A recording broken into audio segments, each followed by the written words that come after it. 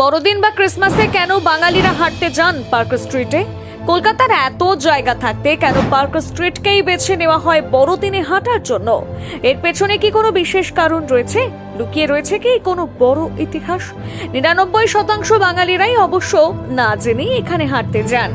আজ আমরা এই ভিডিওতে জানাবো এই পার্ক স্ট্রিটের ইতিহাস, এখানে বড়দিনে হাঁটতে যাওয়ার আসল কারণ। এসে গেছে বড়দিন বা ক্রিসমাস। এক সময়ে এই উৎসব কেবলমাত্র খ্রিস্টান ধর্মাবলম্বীদের মধ্যে সীমাবদ্ধ ছিল, কিন্তু পরবর্তীতে এই উৎসব সর্বজনীন হয়ে দাঁড়ায়। এখন ক্রিসমাস আসুক অথবা ইংরেজি নববর্ষ, বাঙালি থেকে শুরু করে বিভিন্ন সম্প্রদায়ের মানুষদের ঝাঁপিয়ে পড়তে দেখা যায় আনন্দ উপভোগ করার জন্য। হাজার হাজার মানুষ এই দিনগুলোতে যেভাবে আনন্দে মেতে ওঠেন তা দেখে কোনোভাবেই মনে হয় না এইসব উৎসব বিদেশ থেকে আমদানি করা। বর্তমান সময়ের দিকে তাকালে লক্ষ্য করা যাবে বড়দিন অথবা ইংরেজি নববর্ষের দিনগুলোতে কলকাতার পার্ক স্ট্রিট এবং সংলগ্ন এলাকা উৎসব মুখর হয়ে ওঠে। রকমারি আলো থেকে শুরু করে খাওয়া দাওয়া দোকান, এমনকি রেড ওয়াইন ইত্যাদির পসরা সাজিয়ে একের পর এক দোকান দেখা যায়।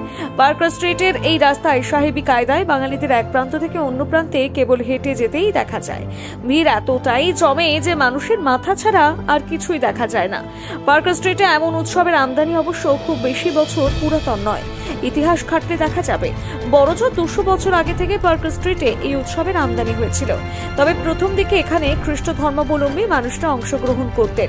ব্রিটিশ আমলে কলকাতা যেহেতু তাদের রাজধানী ছিল, তাই এখানে খ্রিস্ট উৎসব এবং ইংরেজি নববর্ষ উৎসব পালনের রেওয়াজ অনেক আগে থেকে চালু হয়েছিল। এখানে বসবাসকারী ব্রিটিশ রাজকর্মচারী এবং ইউরেশিয়ান মানুষদের উৎসব পালনের অন্যতম জায়গা হয়ে দাঁড়িয়েছিল কলকাতা। পরবর্তীতে ব্রাহ্মণ সমাজের উদ্যোগে যীশু খ্রিস্টের জন্মদিন 25শে ডিসেম্বর ফেস্ট উৎসব পালনের বন্দোবস্ত করা হয়। বর্তমানে কলকাতায় বিভিন্ন জায়গা থাকলেও খ্রিস্ট উৎসব অথবা ইংরেজি নববর্ষে পার্ক স্ট্রিট বউ ব্যারাক সেজে ওঠে। তবে ক্রিসমাসের দিন পার্ক স্ট্রিট বহু বছর ধরে বাঙালিদের কাছে পায়ে হেঁটে বেড়ানোর জায়গা হয়ে দাঁড়িয়েছে।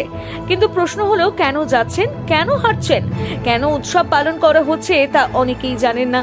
জানলে অবাক হবেন, না জানার সংখ্যাটা 100 জনের মধ্যে 99 জনই। এই পার্ক স্ট্রিট গড়ে উঠেছিল কলকাতা গড়ে ওঠার প্রথম পর্বে। এই জায়গায় তৈরি করা হয়েছিল বিভিন্ন জায়গা থেকে উচ্ছেদ করা মানুষদের থাকার জন্য। এখানে থাকতেন দরিদ্র শ্রেণীর মানুষেরা। 1762 সালে তৈরি হওয়া এই জায়গা এবং রাস্তার নামকরণ পরবর্তীতে করা হয়েছিল পার্ক স্ট্রিট। বর্তমানে আবার এর নাম পরিবর্তন করে করা হয়েছে মাদার টেরেসার স্মরণে। এই রাস্তার ঠিক পূর্ব দিকে ছিল খ্রিস্টানদের কবরস্থান, যে কারণে আবার অনেকেই এই রাস্তাকে বলতেন গোরস্থান কা রাস্তা। ইংরেজরা তাদের ভঙ্গি এবং ভাষাতে এই রাস্তাকে বলতেন বুরিয়াল গ্রাউন্ড রোড। পরবর্তীতে 19বিংশ শতাব্দীর গোড়ার দিকে লটারি কমিটি এই রাস্তা থেকে দরিদ্র মানুষদের তুলে ইউরোপিয়ানদের বসবাসের জায়গা করে দেয়। তখন থেকে এই জায়গা সাহেবপাড়া নাম পায়। এরপরই শীতের সময় বড়দিন বা ক্রিসমাসে এখানে উৎসব পালনের রমরমা অনেকটাই বেড়ে যায়। কিন্তু এইসব ইতিহাস এখানে হাঁটতে আসা 99% বাঙালিরাই জানেন না। তারা আজ উৎসবের আমেজে গা ভাসিয়ে এখানে হাঁটতে ছুটে আসেন। অনেকে আবার এইসব ইতিহাস জানার প্রয়োজনও মনে করেন না।